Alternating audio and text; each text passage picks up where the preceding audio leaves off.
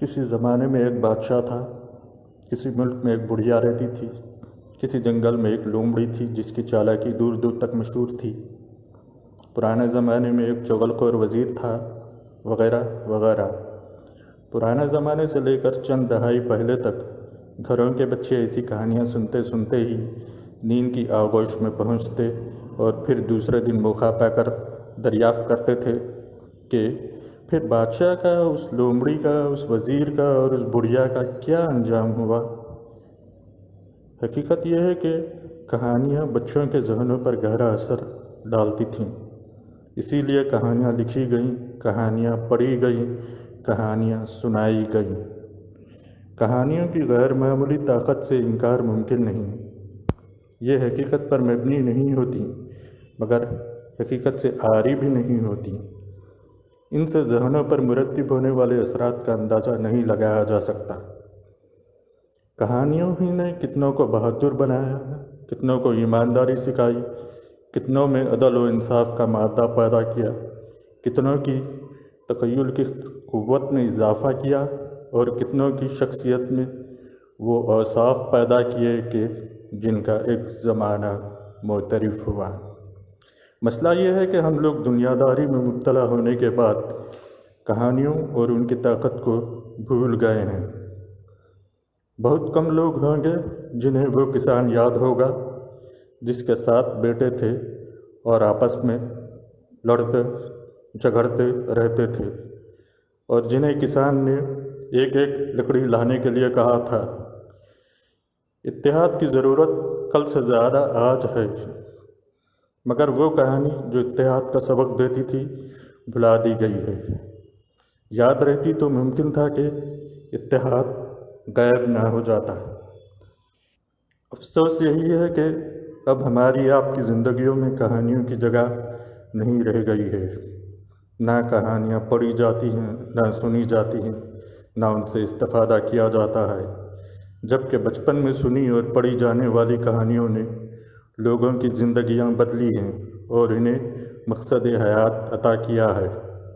جو لوگ یہ سمجھتے ہیں کہ کہانیاں وقت گزاری کا ذریعہ تھیں یا بچوں کو سلانے کی کوشش میں سنائی جاتی تھیں، وہ غلط تو نہیں، مگر مشہور شخصیات کی سوانح پڑھ لیجئے، درجنوں مثالیں مل جائیں گی کہ ان پر بچپن کی کسی کہانی کا اثر سب سے زیادہ رہا۔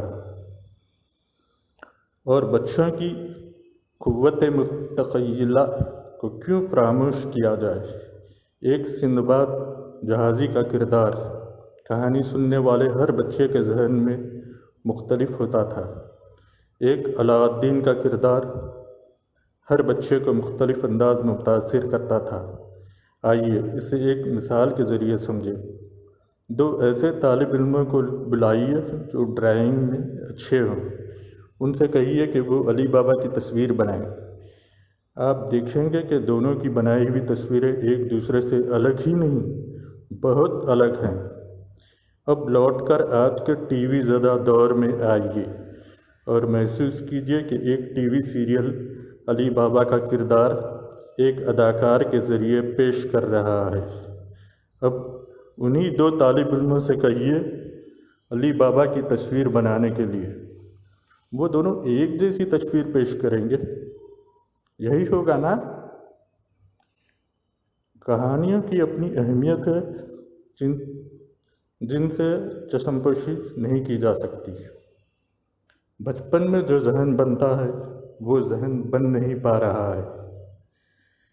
اس لیے بن نہیں پا رہا ہے کہ مذہب سے دوری ماحول میں رچ بس گئی ہے، اور بچوں میں ایک عظیم کردار کی داغ بار ڈالنے والی کہانیوں کو ہم نے خیر بات کہہ دیا ہے، جن میں نصیحت ہوتی تھی، سبق ہوتا تھا، عبرت ہوتی تھی۔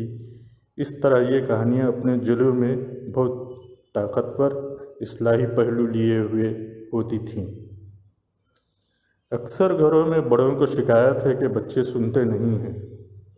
شکایت بجا ہے، مگر اس کی وجہ پر کبھی غور کیا گیا؟ وجہ یہ ہے کہ پہلے بچے بڑوں سے سیکھتے تھے، اب بڑے بچوں سے سیکھنے لگے ہیں کہ बेटा देखो मैसेज नहीं आ रहा है, देखो रिमोट नहीं चल रहा है, देखो इतना स्लो डाउनलोड क्यों हो रहा है, वगैरह। हकीकत यह है कि हम अपना बड़ापन खोते जा रहे हैं और इसका नतीजा है कि हम क्या सुनाते, बच्चे हमें कहानी सुनाने लगे हैं। लेकिन फिर भी हम चाहें तो किस्से कहानियाँ सुनने सुनाने के अपने देसी स्टाइल को दोबारा ज़िंदगी अता कर सकते हैं।